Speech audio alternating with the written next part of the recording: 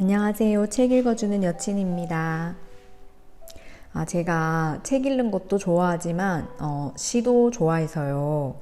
지난주에는 좋아하는 시를 쇼츠로 업로드를 했거든요. 네. 오늘은 전주에 읽었던 헤르만 헤세의 데미안을 읽어보려고요. 생각보다 내용이 많아서 나눠서 천천히 읽도록 하겠습니다. 그럼 재밌게 들어주세요. 내 어린 시절에 대해 아버지 어머니 곁에서 내가 누렸던 안정감에 대해, 어린아이가 사랑과 부드럽고 사랑스럽고 환한 환경 속에서 넉넉하게 즐기며 살아가는 것에 대해 아름답고 정답고 사랑스러운 이야기를 들려줄 수 있는 것이다. 그러나 내 인생에서 나에게 흥미로운 것은 오직 나 자신에게 이르기 위해 내가 내디딘 걸음들 뿐이다. 그 모든 아리따운 휴식의 지점들, 행복의 섬들과 낙원들의 마력을 나도 모르지 않지만 그 모든 것을 나는 먼 곳의 광채에 둘러싸인 채 두고자 한다. 그곳에 다시 한번 발 디딜 욕심은 내지 않는다. 그래서 이 이야기가 아직 내 소년 시절에 머무르는 동안 더 할 이야기는 오직 어떤 새로운 것이 나에게 닥쳤는지, 무엇이 나를 앞으로 몰아갔는지, 나를 찢어냈는지 하는 것에 대한 것뿐이다. 이런 충격들은 늘 다른 세계로부터 왔고 늘 두려움과 강압과 양심의 가책을 수반했다. 그것들은 늘 혁명적이었다. 내가 그 안에 그대로 머물고 싶던 평화를 위협했다. 허용된 밝은 세계에서는 숨기고 은폐해야 하는 하나의 원시적 충동이 나 자신 속에 살고 있다는 사실을 새롭게 발견해야만 하는 시절이 왔다. 어떤 사람에게나 그러듯이 천천히 눈뜨는 성에 대한 감정이 나에게도 하나의 적이자 파괴자로, 금기로, 유혹과 죄악으로 들이닥쳤다. 나의 호기심이 찾은 것, 꿈과 기쁨과 두려움이 내게 가져다 준 것, 사춘기의 큰 비밀, 그것은 내 유년의 평화에 감싸인 행복감에는 맞지 않았다. 나는 다른 모든 사람들처럼 행동했다. 이제 더는 어린아이가 아닌 아이의 이중생활을 영위했다. 내 의식은 집안의 허용된 세계 속에 살았으며 어렴풋이 솟아오르는 새로운 세계는 부정했다. 그러나 동시에 나는 꿈, 충동, 은밀한 소망들 속에서 살았다. 그 위에서 저의식적 삶이 만드는 다리는 점점 더 불안해졌다. 내 속에서 유년의 세계가 붕괴되고 있었기 때문이다. 거의 모든 부모들처럼 우리 부모님도 말없이 덮어두며 눈뜨는 생명의 충동을 모르는 척했다. 그들은 다만 다함 없는 세심한 배려를 기울여 현실을 부인하며 점점 더 비현실적이고 위선적이 되어가는 어린이의 세계에 좀 더 머무르려는 나의 절망적인 시도들을 도와주었을 뿐이다. 부모라는 존재가 이 점에서 얼마나 도움이 될 수 있는지는 모르겠으니 내 부모님을 비난하지는 않겠다. 자신을 다스리고 나의 길을 찾아내는 것은 나의 일이었다. 그런데 나는 유복하게 자란 대부분의 사람들이 그렇듯이 자신의 일을 잘 해내지 못했다. 누구나 이런 어려움을 겪는다. 평범한 사람들에게 이것은 인생의 분기점이다. 자신의 삶의 요구가 가장 혹심하게 주변 세계와 갈등에 빠지는 지점, 앞을 향하는 길이 가장 혹독한 투쟁으로 쟁취해야 하는 지점이다. 많은 사람이 우리의 운명인 이 죽음과 새로운 탄생을 경험한다. 삶에서 오로지 한 번, 유년이 사가가며 서서히 와해될 때 우리의 사랑을 얻었던 모든 것이 우리를 떠나가려 하고 우리가 갑자기 고독과 우주의 치명적인 추위에 에워싸여 있음을 느낄 때 경험하는 것이다. 그리고 아주 많은 사람이 영원히 이 절벽에 매달려 있다. 돌이킬 수 없는 지나간 것에, 잃어버린 낙원의 꿈에, 모든 꿈 중에서 가장 나쁘고 가장 살인적인 그 꿈에 한평생 고통스럽게 들러붙는다. 내 이야기로 돌아가 보자. 내 유년의 끝이 왔음을 알리던 느낌들, 꿈의 영상들은 이야깃거리가 될 만큼 중요하지 않다. 중요한 것은 어두운 세계, 다른 세계가 다시 거기 있었다는 것이다. 한때 프란츠 크로모였던 것이 이제는 나 자신 속에 박혀 있었다. 그리고 그럼으로써 다른 세계가 바깥에서부터도 나를 지배하는 힘을 다시 얻었다. 크로모아의 일이 있은 지 몇 년이 지나고였다. 내 삶의 저 극적이고 죄에 찬 시절이 몹시도 멀리 있고 짧은 악몽처럼 흔적도 없이 사라진 때였다. 프란츠 크로머는 오래전부터 내 삶 속에서 사라져 어쩌다 마주치는 일이 있어도 내 쪽에서 거의 신경 쓰지 않을 정도였다. 그러나 내 비극의 다른 중요한 등장인물, 막스 데미안은 그때까지도 아직 나의 주변에서 완전히 사라지지 않았다. 오히려 그는 눈에 보이게, 그러나 영향을 미치지는 않으면서 오랫동안 멀리 가장자리에 서 있었다.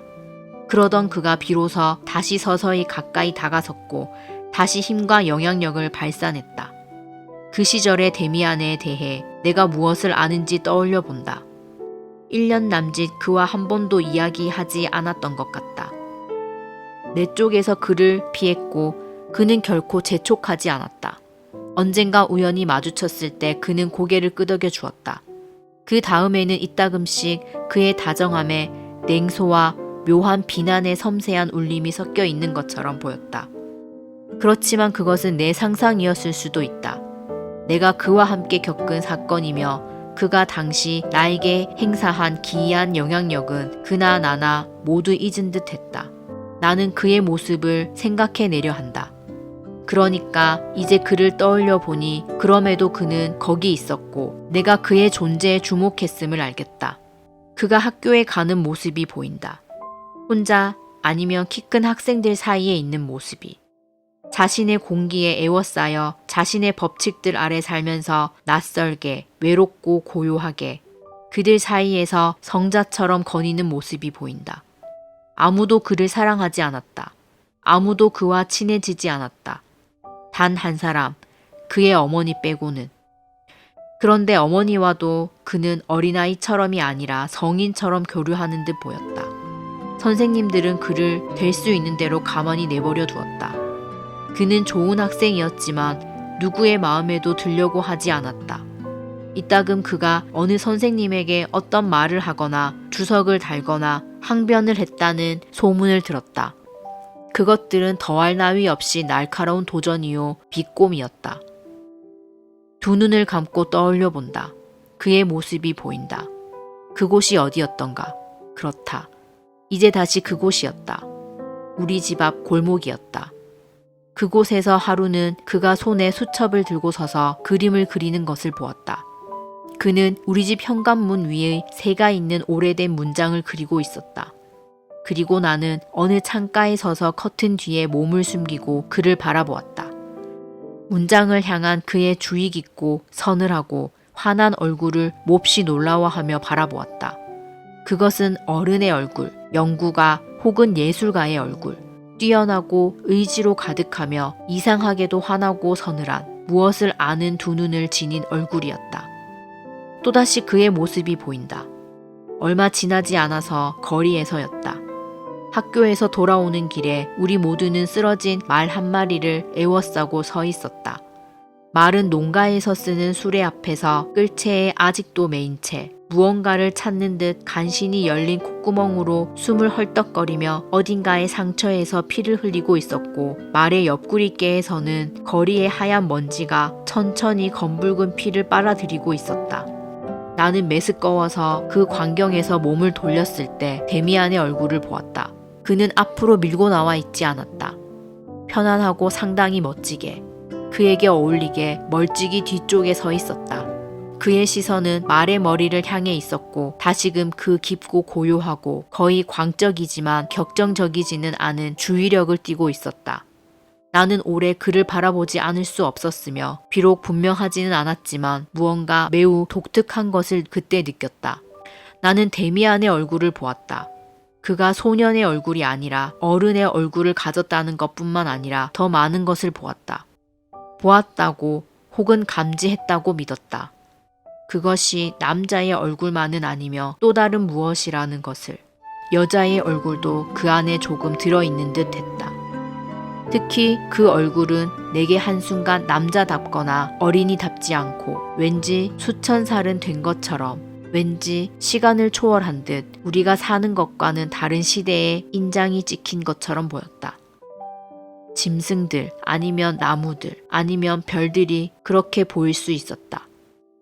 지금 내가 성인이 되어 말하는 것을 그때는 알 수 없었고 정확하게 느끼지 못했다. 다만 무언가 비슷한 것을 느꼈을 뿐이다. 어쩌면 그는 미남이었을 것이고 어쩌면 내 마음에 들었을 것이고 어쩌면 거슬리기도 했을 것이다. 그것 또한 구분이 되지 않았다. 내가 본 것은 오직 그가 우리와는 다르다는 사실. 그가 한 마리 짐승 아니면 유령 아니면 어떤 형상 같다는 것이었다. 그때 그의 모습이 어땠는지 모르겠지만 그는 달랐다. 우리 모두와 상상할 수 없을 만큼 달랐다.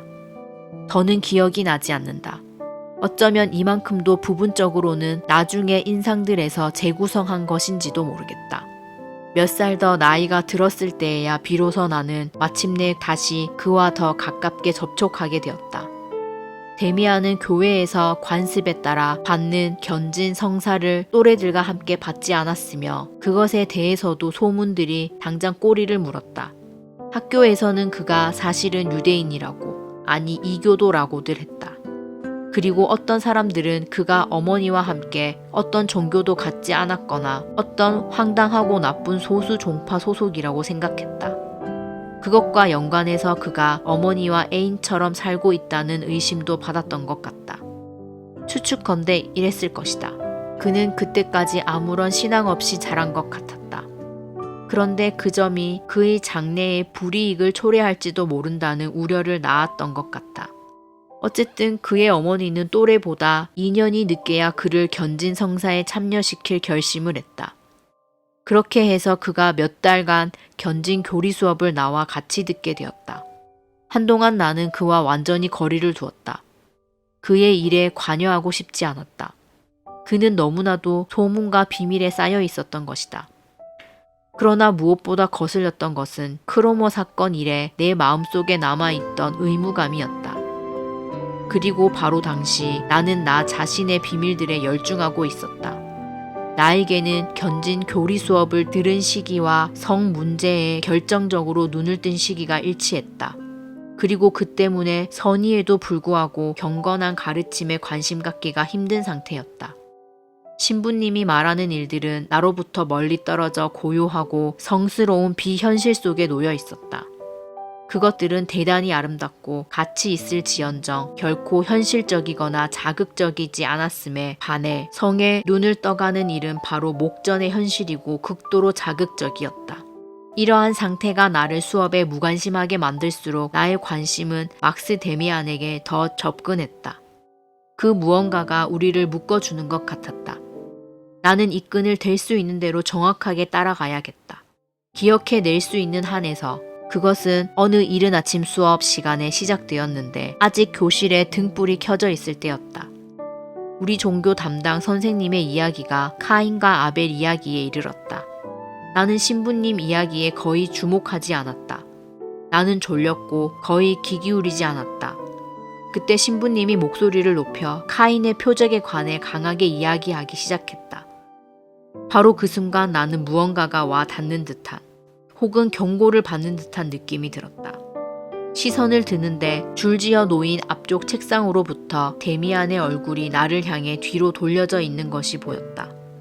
조롱일 수도 진지함일 수도 있는 화나고 무언가를 말하는 듯한 눈으로. 그는 다만 한순간 나를 바라보았다. 나는 갑자기 한껏 긴장해 신부님의 말에 귀를 기울였다. 카인과 그 표적에 대해 이야기하는 것을 들으며 내 마음속 깊은 곳에서 한 가지 깨달음이 감지되었다. 그것은 신부님이 가르치는 것과 같지 않다는, 그것은 달리 볼 수도 있다는, 그 점을 비판할 수 있다는 깨달음이었다. 그 1분간 데미안과 나 사이는 다시 결합되었다.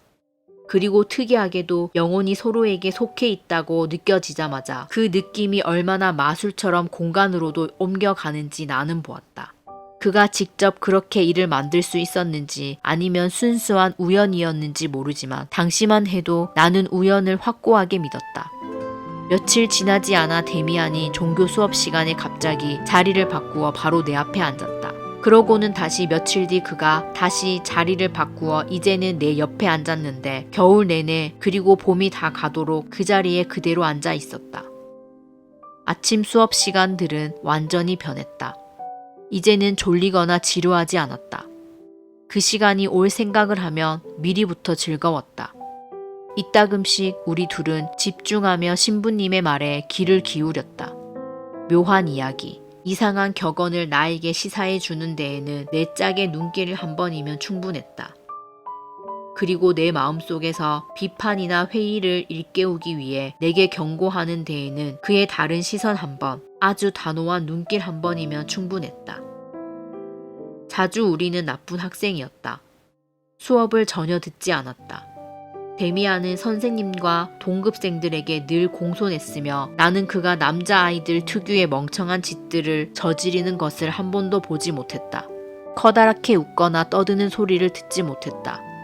그는 선생님의 비난이 한 번도 자신에게 돌려지지 않게 했다. 그러나 아주 나직하게, 그리고 소리 낮춘 귓속말들보다는 오히려 신호와 시선으로 나로 하여금 그가 나름으로 열중하는 일들에 관심을 갖게 할 줄 알았다. 그 일들은 부분적으로는 묘한 것들이었다. 예를 들면 그는 내게 학생들 중 누가 자기한테 관심이 있는지, 자기가 어떤 식으로 그들을 연구하고 있는지 말해주었다. 어떤 애들에 대해서는 그가 아주 정확하게 알았다. 성경 구절 독송이 시작되기 전에 그가 말했다. 내가 너에게 엄지손가락으로 신호를 해 보이면 저 애가 우리 쪽을 돌아보거나 목덜미를 긁을 거야. 등등. 그러다 수업 중에 그때쯤이면 좀 전에 들은 말들은 생각하지도 않고 있을 때 막스가 갑자기 눈에 띄는 태도로 자기 엄지손가락을 돌려 보였다. 나는 얼른 그가 가리킨 학생을 지켜보았다. 그가 가리킨 아이가 번번이 철사에 매여 당겨지기라도 하듯 요구받은 몸짓을 하는 것을 나는 보았다. 나는 선생님한테도 그것을 한번 시험해 보라고 막스를 졸랐다. 그렇지만 그것은 하려 하지 않았다. 그러나 한번 내가 수업에 들어가며 그에게 오늘은 예습을 해오지 않아 신부님이 나에게 아무것도 묻지 않으면 좋겠다고 말했을 때 그가 나를 도와주었다. 신부님은 교리문답의 한 단락을 말하게 할 학생을 찾고 있었는데 신부님의 떠돌던 시선이 죄의식에 찬 내 얼굴에 멈추었다. 신부님이 천천히 다가와 나를 향해 손가락을 뻗치고 내 이름이 벌써 그 입술에 올려졌나 싶었을 때 그때 갑자기 신부님의 얼굴이 산만해지더니 혹은 불안정해지더니 그가 옷깃을 당기며 자신의 얼굴을 똑바로 응시하고 있는 데미안에게 가서 뭔가를 물으려는 듯했다. 그러나 놀라 다시 그 자리를 떠나며 한동안 기침을 했고 그 다음에는 다른 학생을 시켰다. 이 장난이 나를 몹시 흥겹게 하는 동안 내 친구가 나에게도 여러 번 같은 장난을 했다는 것을 나는 서서히 알아차렸다. 내가 학교 가는 길에 갑자기 데미안이 나보다 한 구간 뒤에서 오고 있다는 느낌을 받은 일이 있었다. 그래서 몸을 돌리면 바로 그곳에 그가 있곤 했다. 도대체 어떻게 형은 다른 사람이 형의 뜻대로 생각하지 않을 수 없도록 만들 수 있는 거야? 내가 그에게 물었다. 그는 침착하게 사실대로 특유의 어른다운 태도로 선선히 알려주었다. 아니야, 그가 말했다. 그렇게 할 수는 없어. 신부님이 아무리 있다고 말씀하셔도 자유의지란 없어. 다른 사람 쪽에서 그가 원하는 생각을 할 수도 없거니와 내 쪽에서 원하는 생각을 그가 하게 만들 수도 없어. 그러나 누군가를 잘 관찰할 수는 있는 것 같아. 그가 다음 순간에 무얼 할지 말이야. 그건 아주 간단해. 사람들이 모를 뿐이야.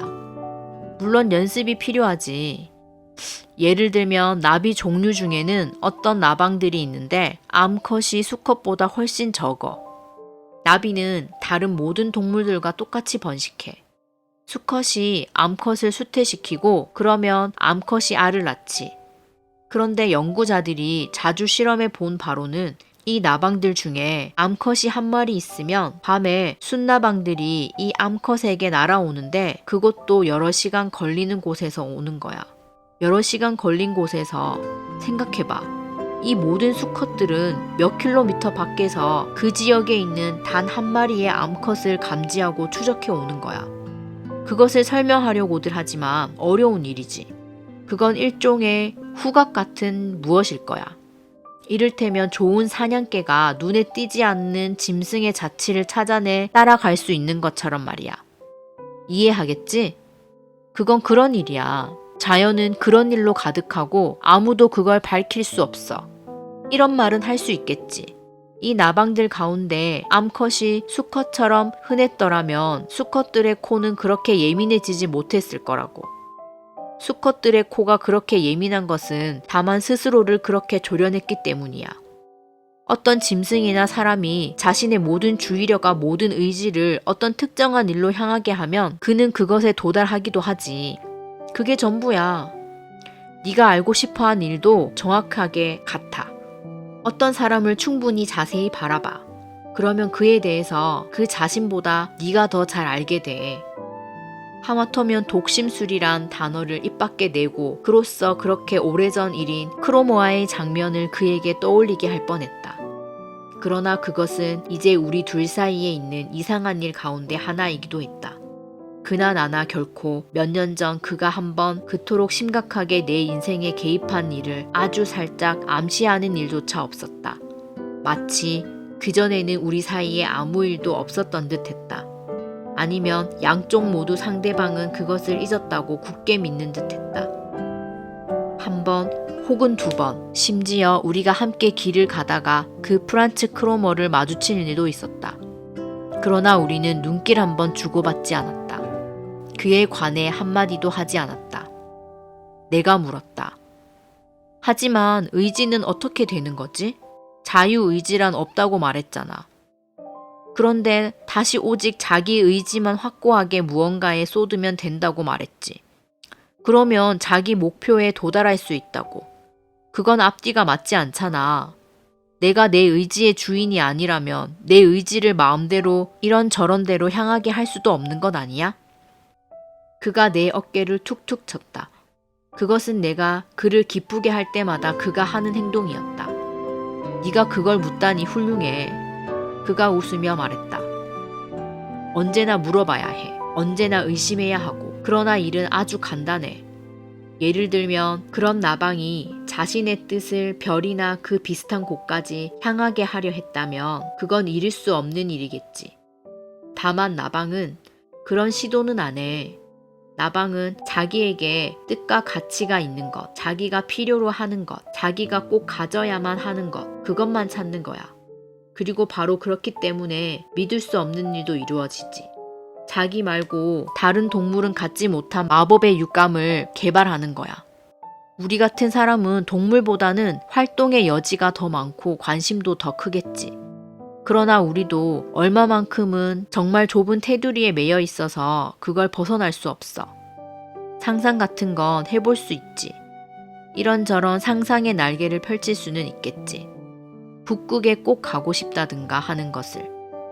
그러나 그걸 수행하거나 충분히 강하게 원할 수 있는 것은 오로지 소망이 나 자신의 마음속에 온전히 들어있을 때, 내 본질이 정말로 완전히 그것으로 채워져 있을 때뿐이야.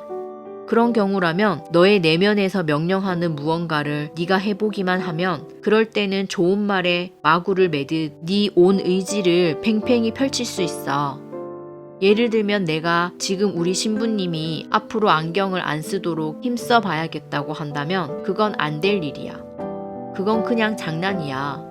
그러나 내가 그때 가을처럼 저 앞에 있는 내 의자에서 자리를 바꿔야겠다는 확고한 의지를 가지면 그럴 때는 아주 잘 되지. 그때 알파벳 순으로 하면 내 앞에 앉아야 되는데 그때까지 아파서 등교하지 못해 자리가 없던 아이가 갑자기 나타났어. 그리고 누군가가 그에게 자리를 만들어줘야 했고, 물론 내가 그렇게 했지. 내 의지가 준비되어 있었기 때문에 즉시 기회를 포착한 거야. 그래, 내가 말했다. 그때 그 일도 아주 특이했더랬어. 우리가 서로 관심을 가진 순간부터 형은 내 자리에 점점 더 가까이 다가왔어. 그런데 그건 어떻게 된 거지? 처음부터 바로 내 옆에 앉지는 않았어. 몇 번 내 앞쪽에 앉았잖아. 안 그래? 어떻게 그렇게 됐지? 그건 그랬어. 처음 자리를 떠났으면 했을 때 나 자신이 어디로 가고 싶은지 제대로 몰랐어. 내가 의식한 것은 멀리 뒤쪽에 앉고 싶다는 것뿐이었어. 너에게 가는 것이 내 뜻이었는데 그게 그때만 해도 내 자신에게는 의식되지 않은 거야. 동시에 너의 의지가 나를 도와 함께 끌어준 거야. 그러다 내가 거기 네 옆자리에 앉았을 때야 비로소 내 소망의 절반이 이루어졌다는 생각에 이르게 되었지. 나는 알아차렸어. 내가 원래 원했던 것은 다름 아니라 네 옆에 앉는 것이었음을 말이야. 하지만 그때는 새로운 애도 들어오지 않았는데? 들어오지 않았지.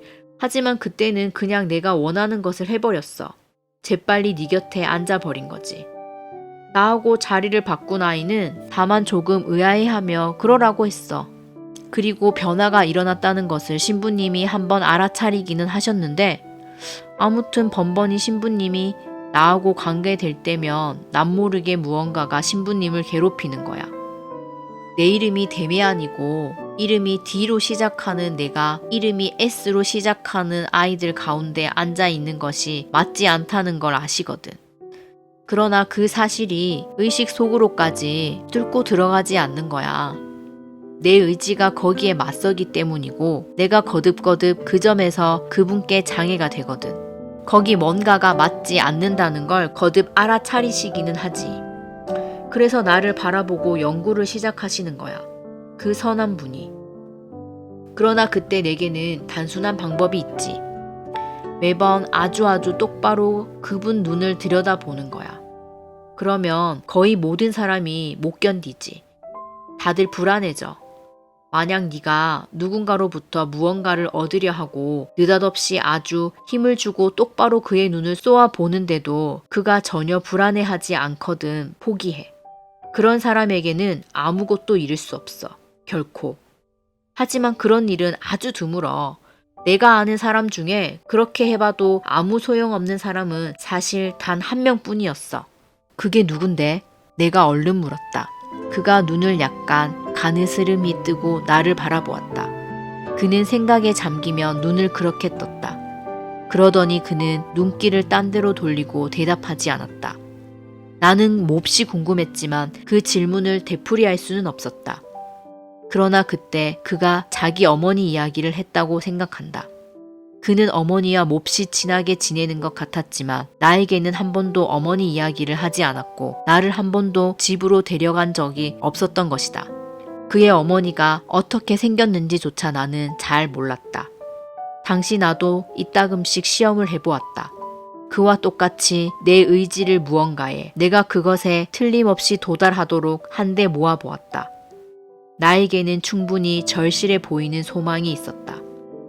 그러나 내 의지는 모아지지 않았다. 데미안과 그 이야기를 해볼 용기는 내지 못했다. 내가 소망하는 것을 그에게 고백할 수 없었던 것 같다. 그리고 그도 묻지 않았다. 종교 문제에 있어 나의 신앙에는 그 사이 많은 빈틈이 생겼다. 그렇지만 전적으로 데미안의 영향을 받은 나의 생각은 완전한 불신을 굳이 내보이는 동급생들의 생각과는 뚜렷하게 구분되었다. 그렇게 불신을 굳이 내보이는 학생들이 몇몇 있었는데 그들이 이따금씩 흘리는 말은 어떤 신을 믿는 것은 우스꽝스럽고 인간으로서 품이 없는 일이라느니 삼위일체에 관한 이야기나 예수의 동정녀 탄생과 같은 이야기들은 그저 웃기는 일이라느니 오늘날까지 그런 잡동사니를 가지고 다니는 행상이 있다는 것은 수치라느니 하는 것이었다. 나는 결코 그렇게 생각하지 않았다. 때로 의심을 가지면서도 내 유년의 모든 체험에서 나는 우리 부모님이 사는 것 같은 경건한 삶의 현실에 관해서 충분히 알았다. 경건한 삶이란 품이 없는 것도 허위도 아님을 알았다. 오히려 종교적인 것에 대해 나는 예나 지금이나 지극히 깊은 경외심을 가지고 있다. 다만 데미안은 나로 하여금 성서의 설화들과 교리들을 보다 자유롭게, 보다 개인적으로, 보다 유희적으로, 보다 환상에 차서 바라보고 해석해내는 데 익숙해지게 해주었다. 적어도 나는 그가 친근하게 제시해준 해석들을 늘 기꺼이 따랐다. 물론 많은 것이 나에게는 너무 갑작스러웠다. 카인에 대한 일도 그랬다. 그리고 한 번은 견진 교리 수업 중에 그가 훨씬 더 대담한 견해로 나를 놀라게 했다. 선생님이 골고다 언덕에 대한 이야기를 막 끝낸 참이었다. 구세주의 고난과 죽음에 대한 성서의 보고가 나에게는 아주 어린 시절부터 깊은 인상을 남겼더랬다. 어린 소년이었을 적 이따금씩 성금요일 같은 때 아버지가 예수 순환사를 낭독하고 나면 나는 깊이 감동해 이 비통하게 아름답고 창백하고 섬뜩하지만 무시무시하게 생명력 있는 세계 속에서 살았다. 겟세마네 동산과 골고다 언덕에서 살았다. 그리고 바흐의 마태 순환곡을 들을 때면 비밀로 가득한 이 세계가 지닌 음울하면서도 힘있는 열정의 광채가 온갖 신비로운 전율로 나를 뒤덮었다. 나는 오늘도 이 음악과 비극적 행위에서 모든 시와 모든 예술적 표현의 총괄 개념을 발견한다. 그런데 그 수업 시간의 끝에 데미안이 생각에 잠겨 나에게 말했다. 저기엔 무언가가 있어, 싱클레어. 내 마음에 들지 않는 무언가가. 이 이야기를 한번 따라 읽어봐. 그리고 한마디 한마디 음미해봐. 맥 빠진 맛이 나는 무언가가 있어. 예수와 함께 십자가에 매달린 두 도둑에 대한 이야기 말이야. 언덕 위에 십자가가 세 개가 나란히 서 있는 모습은 굉장하지. 하지만 우직한 도둑들에 대한 감상적인 선교 전단용 이야기야. 도둑은 처음에 수치스러운 행위를 저지른 범죄자였어. 신은 그 모든 것을 알아. 그런데 이제 막판에 와서 마음이 누그러져 그런 개정과 회개에 징징거리는 축제를 치르는 거야. 무덤에서 두 발자국 떨어진 곳에서 하는 그런 회개가 너에게 묻겠는데 무슨 의미가 있다고 생각해? 그건 또 정말 엉터리 신부님의 설교일 뿐 그 이상은 아니야. 달착지근하고 부정직하고 지극히 교화적인 배경에 측은지심의 엿기름을 곁들인 거지. 만약 네가 오늘 그 도둑들 중 하나를 친구로 택해야 한다면 혹은 둘 중 하나를 더 신뢰할 수 있겠는지 생각해야 한다면 그건 아주 분명히 이 징징거리는 개종자 쪽은 아닐 거야. 다른 쪽이야. 회개하지 않은 도둑 말이야. 사나이잖아. 개성 있고 말이야. 그는 개종 따위를 우습게 알았어. 그런 건 그의 처지에서는 그저 듣기 좋은 말이겠지. 그는 자신의 길을 끝까지 갔어. 그리고 자신이 거기까지 가도록 도와준 악마로부터 마지막 순간에 비겁하게 도망가지 않았어. 그는 당당하게 개성을 가졌어. 성서 이야기에서는 개성을 가진 사람들이 자주 손해를 보지. 어쩌면 그도 카인의 후예일 거야. 그렇게 생각하지 않니? 나는 몹시 당황했다. 이 십자가 순환 이야기는 나 자신이 내 집처럼 편안히 확신해도 된다고 믿었는데 지금 비로소 내가 얼마나 개성 없이, 얼마나 상상력과 환상 없이 그것들을 듣고 읽었는지 알았다. 그럼에도 데미안의 새로운 생각은 치명적으로 들렸고 그 존속을 고수해야 한다고 믿었던 내 안의 개념들을 정복시키려 위협했다. 아니다. 그렇게 아무나 지고의 성인까지 마구 함부로 다룰 수는 없었다. 그러나 그러듯이 내가 그 무언가를 말하기도 전에 그는 나의 저항을 즉시 알아차렸다. 나도 이미 알아. 그가 체념하며 말했다. 그건 오래된 이야기지. 심각할 거 없어. 하지만 너에게 뭔가 말하고 싶었어. 여기에 이 종교의 흠을 아주 똑똑하게 볼 수 있는 점이 하나 있는 거야. 중요한 건 이 온전한 유일신, 구약과 신약의 신이 탁월한 분위기는 하지만 원래 그가 표상하는 신은 아니라는 점이야. 그는 선, 고귀함, 아버지다움, 아름답고 드높은 것, 감상적인 것이지. 그러나 세계는 다른 것으로도 이루어져 있어. 그런데 다른 건 죄다 그냥 악마한테로 미뤄지는 거야. 세계의 이 다른 부분이 통째로, 이 절반이 통째로 숨겨지고 묵살되는 거야. 바로 사람들이 신은 모든 생명의 아버지로 기리면서도 생명이 근거하는 성생활은 간단히 묵살하고 어쩌면 악마의 일이며 죄악이라고 선언하는 거야. 이런 신을 여호와라고 존경하는 것에 대해서는 전혀 반대하지 않아. 조금도 반대하지 않아.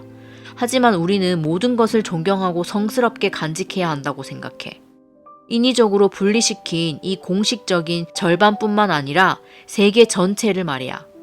그러니까 우리는 신을 위한 예배와 더불어 악마를 위한 예배도 가져야 해. 그게 올바른 일인 것 같아. 혹은 예배를 하나 더 만들어야 할 것 같아. 악마도 그 안에 포함하고. 지극히 자연스러운 세상 일들이 일어날 때 그 앞에서는 눈을 감지 않아도 되는 신을 위해서 말이야. 그는 평소답지 않게 거의 격해졌다. 그렇지만 곧바로 다시 미소를 띄었고 더 이상 나에게 강요하지 않았다. 그러나 내 마음속에서는 이 말들이 소년 시절 내내 매 순간 내 안에 지니고 다니면서 누구에게도 한마디도 하지 않았던 수수께끼에 적중했다. 데미안이 그때 신과 악마에 대해 신적이고 공식적인 것과 묵살된 악마적 세계에 대해서 말했던 것. 그것은 실로 바로 나 자신의 생각, 나 자신의 신화, 두 세계 혹은 세계의 두 절반, 밝은 세계와 어두운 세계에 관한 생각이었다. 나의 문제가 모든 인간의 문제, 모든 삶과 생각의 문제라는 통찰이 갑자기 신성한 그림자처럼 나를 뒤덮었다. 그리고 가장 나다운 개인적인 삶과 생각이 얼마나 깊이 거대한 사유의 영원한 흐름에 관여되어 있는가를 보고 갑자기 느끼게 되자 두려움과 경외심이 나를 압도했다. 그 통찰은 즐겁지 않았다. 확인해주고 행복하게 해주는 것이었는데도 왠지 즐겁지 않았다. 그 통찰은 가혹했다. 떫은 맛이었다. 그 안에는 일말의 책임의식이 이제는 어린아이일 수 없다는, 홀로 서 있다는 울림이 들어있었기 때문이다. 내 생에서 처음으로 그토록 깊은 비밀을 드러내면서 나는 친구에게 아주 어린 시절부터 존속한 두 세계에 대한 견해를 들려주었다. 그리고 그는 즉시 그것을 통해 나의 가장 깊은 느낌이 그의 말에 동의하고 그를 옳다고 여긴다는 것을 알았다. 그렇지만 무언가를 그렇게 남김없이 이용하는 것은 그의 방식이 아니었다. 그는 그 어느 때보다 더욱 주의 깊게 귀 기울이며 내 눈을 들여다보았다. 마침내 내가 눈을 돌려야만 했다. 왜냐하면 나는 그의 시선 속에서 다시 그 이상한 동물적인 시간 초월성, 그 생각해낼 수 없는 아득한 나이를 보았기 때문이다. 그 얘긴 다음에 더 하자. 그가 배려해 주는 듯 말했다. 네가 누구에게 말할 수 있는 것보다 더 많이 생각한다는 걸 알았어. 하지만 그렇다면 넌 네가 생각한 것을 결코 그대로 다 체험하지 못했다는 것도 아는 거야. 그런데 그건 좋지 않아. 생각이란 우리가 그대로 따르고 살 때만 가치 있어. 네 허용된 세계가 세계의 절반에 불과하다는 걸 넌 알았어. 그리고 두 번째 절반을 감추려고 했어. 신부님들과 선생님들이 그랬듯이 넌 그걸 감추지 못할 거야. 누구도 안 돼. 일단 생각을 시작하면 말이야. 그 말이 나에게 깊이 와닿았다. 하지만 내가 소리치다시피 말했다. 하지만 실제로 금지된 추한 일들이 있어. 그건 형도 부인하지 못할 거야. 그런 일들이 일단 금지돼 있으면 우리는 그걸 포기해야만 해. 살인 그리고 별별 악덕들이 존재한다는 건 알아. 하지만 그것이 존재한다는 이유만으로 나더러 가서 범죄자가 되라는 거야? 우리가 오늘 이 이야기를 다 끝낼 수는 없겠다. 막스가 나를 가라앉혔다. 너더러 누굴 쳐 죽이라든지 소녀를 강간살인하라는 건 물론 아니야. 아니지. 하지만 허용되었다, 금지되었다라는 것이 사실 무엇인지 통찰할 수 있는 곳에 넌 아직 가보지 못했어. 비로소 하나의 진실을 느낀 것뿐이야. 다른 게 또 올 거야. 그것에 자신을 내맡겨봐. 예를 들면 넌 1년 전쯤부터 네 속에서 다른 모든 충동보다 강한 한 가지 충동을 느끼고 있을 거야. 그런데 그건 금지된 것으로 간주되지. 그리스인들은 그리고 다른 많은 민족들은 반대로 이 충동을 신성하게 여기고 큰 축제를 벌이며 그것을 기렸어. 금지되었다라는 것은 그러니까 영원하지 않아. 바뀔 수 있는 거야. 오늘도 누구든 어떤 여인과 함께 신부님 앞에서 결혼하고 나면 동침해도 돼. 다른 민족들에게서는 달라. 오늘날에도 말이야. 그러니까 우리 누구나 자기 스스로 찾아내야 해. 무엇이 허용되고 무엇이 금지되어 있는지, 자기에게 금지되어 있는지. 금지된 것은 결코 할 수 없어. 금지된 것을 하면 대단한 악당이 될 수도 있지. 거꾸로 악당이라야 금지된 일을 할 수 있기도 하고 말이야. 사실 그건 그냥 편안함의 문제거든. 지나치게 편안해서 스스로 생각하고 스스로 자신의 판결자가 되지 못하는 사람은 금지된 것 속으로 그냥 수능에 들어가지. 늘 그러게 마련이듯이 그런 사람들은 살기가 쉬워. 다른 사람들은 운명을 자기 속에서 스스로 느끼지. 그들에게는 명예로운 남자라면 누구나 날마다 하는 일들이 금지돼 있어. 그러나 다른 곳에서는 폄하되는 다른 일들은 허용돼 있어. 그러니 누구나 자기 자신 편에 서야 해. 그는 갑자기 그렇게 말을 많이 한 것을 후회하는 듯 말을 뚝 끊었다. 그가 어떻게 느끼는지 그때 나는 느낌으로 벌써 어느 정도 이해할 수 있었다. 그렇게 편안하게 그리고 겉보기에 경솔하게 그가 떠오른 생각들을 말하곤 했어도 그가 언젠가 말했듯 오로지 말을 늘어놓기 위한 대화를 그는 결코 견디지 못했다. 그런데 나에게서는 진정한 관심과 더불어 너무 많은 유희, 너무 많은 재치 있는 수다에 대한 기쁨 혹은 그 비슷한 무엇을 간단히 말해서 완벽한 진지함의 부족을 감지했던 것이다. 내가 방금 쓴 마지막 말을 다시 읽어보니 갑자기 다른 장면 하나가 다시 떠오른다. 내가 아직 절반은 어린아이이던 그 시절의 막스 데미안과 겪은 가장 강력한 장면이다. 우리는 견진성사가 다가오고 있었다. 종교 수업의 마지막 몇 시간에 우리는 최후의 만찬에 관해 배우게 되었다. 신부님에게는 그것이 중요했고 그래서 더 신경을 썼으며 이 시간에는 얼마만큼 축성의 분위기가 느껴졌다. 그러니 바로 마지막 교리 수업 몇 시간 동안에 나의 생각은 다른 것에 묶여버렸다. 바로 내 친구라는 인물에. 교회 공동체 안으로 장엄하게 받아들여지는 의미를 가지는 견진성사가 닥쳐오는 것을 보면서 내게는 대략 반년간의 교리 수업의 가치가 우리가 교실에서 배운 것 가운데보다는 데미안의 곁에 그의 영향을 받은 것에 있다는 생각이 물리칠 수 없게 밀려왔다. 이제 내가 받아들여질 준비가 된 것은 교회가 아니라 무언가 전혀 다른 것이었다. 그것은 어떻게든 지상에 존재함에 틀림없는 그 대표자이자 사신이 내 친구라고 느끼는 사상과 개성의 종단이었다. 나는 이 생각을 밀쳐놓으려 해봤다.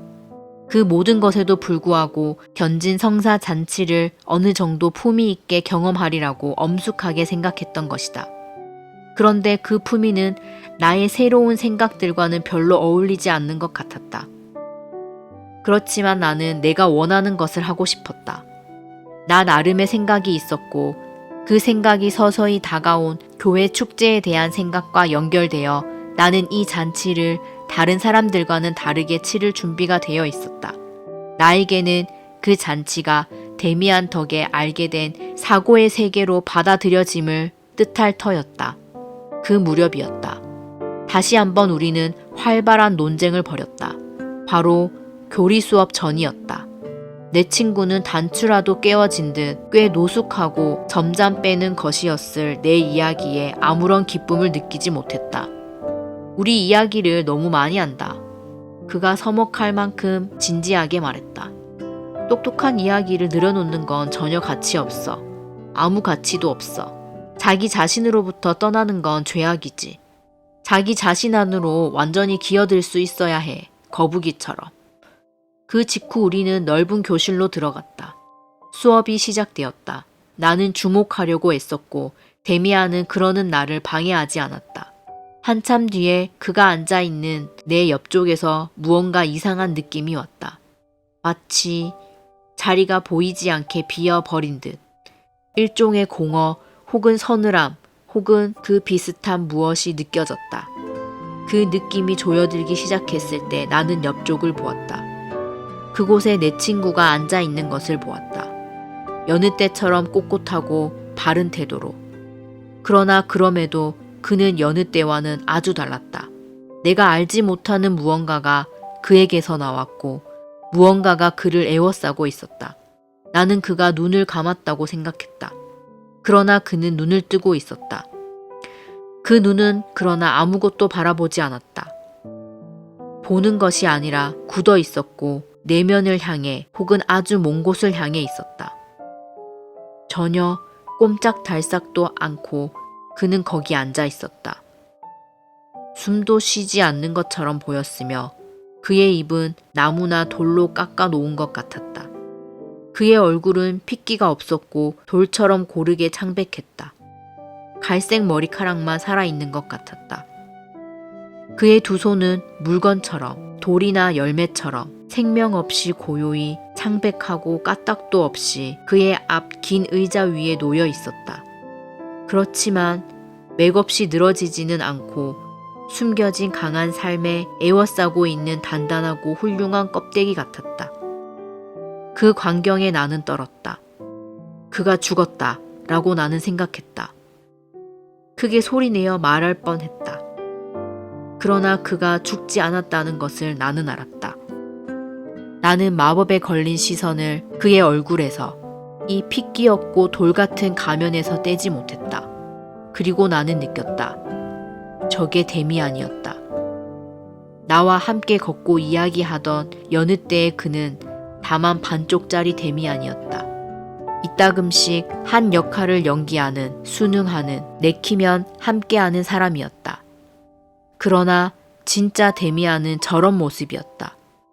지금 이 사람 같은, 저렇게 냉담한, 태고처럼 늙은, 동물 같은, 돌 같은, 아름답고 찬, 죽었는데 남모르게 전대미문의 생명으로 가득 차 있는 모습이었다. 그리고 그의 주위를 둘러싼 이 고요한 공허, 이 전기와 별들의 공간, 이 고독한 죽음. 지금 그가 완전히 자신 속으로 들어가 버렸음을 나는 전율하며 느꼈다. 나는 한 번도 저토록 고독해진 적이 없었다. 나는 그와 아무 관계도 없었다. 나에게 그는 도달할 수 없는 사람이었다. 나에게는 그가 세상에서 가장 먼 섬에 있는 것보다 더 멀리 있었다. 나 말고는 아무도 그 광경을 보지 못한 것을 거의 이해할 수 없었다. 모두가 보아야만 했다. 모두가 전율을 느껴야만 했다. 그러나 아무도 그에게 주의하지 않았다. 그가 그림처럼, 우상처럼 빳빳하게 앉아있다고 생각할 수밖에 없었다. 파리 한 마리가 그의 이마에 내려앉아 천천히 코와 입술 위에 기어갔다. 그는 주름살 하나 움찔하지 않았다. 어디에? 그는 지금 어디에 가 있단 말인가? 무엇을 생각하는가? 무엇을 느끼는가? 그는 천국에 가 있는가? 지옥에 가 있는가? 그것을 그에게 물어볼 수 없었다. 수업 시간 끝에 그가 다시 살아나 숨 쉬는 것을 보았을 때, 그의 시선이 나의 시선과 맞닥뜨렸을 때 그는 전과 다름없었다. 그는 어디에서 왔을까? 어디를 다녀왔을까? 그는 피곤해 보였다. 얼굴은 혈색을 되찾았고 두 손은 다시 움직였다. 그러나 갈색 머리카락은 광채 없고 피곤해 보였다. 그 다음 며칠 동안 나는 침실에서 몇 번인가 새로운 연습에 몸을 내맡겼다. 깎아 지른 듯 몸을 고추 세우고 의자에 앉았다. 눈을 감지 않았다. 전혀 꼼짝하지 않고 기다렸다. 내가 얼마나 오래 그것을 견뎌내고 그러면서 무엇을 느끼는지 보려고. 그렇지만 나는 그저 피곤해지고 눈꺼풀에 심한 경련이 일었을 뿐이다. 그 뒤 곧 견진 성사가 있었는데 그것에 대해서는 중요한 기억이 남아있지 않다. 이제 모든 것이 달라졌다. 유년은 나의 주변에서 폐허가 되었다. 부모님은 어느 정도 당황하며 나를 바라보았다.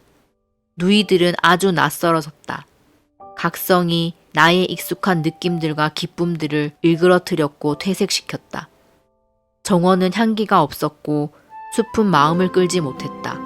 내 주위에서 세계는 낡은 물건들의 떨이 판매처럼 서 있었다. 매곡고 매력 없이. 책들은 종이였고 음악은 서걱임이었다. 그렇게 어느 가을 나무 주위로 낙엽이 떨어진다. 나무는 그것을 느끼지 못한다. 비, 태양 혹은 서리가 나무를 타고 흘러내린다. 그리고 나무 속에서는 생명이 천천히 가장 좁은 곳, 가장 내면으로 되들어간다. 나무가 죽은 것은 아니다. 기다리는 것이다.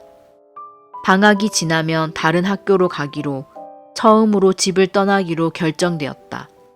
이따금씩 내게 어머니가 특별히 다정하게 대하면서 미리 작별을 하며 사랑, 향수, 그리고 잊지 못할 것들을 내 마음속에 마력으로 심어주려 했었다.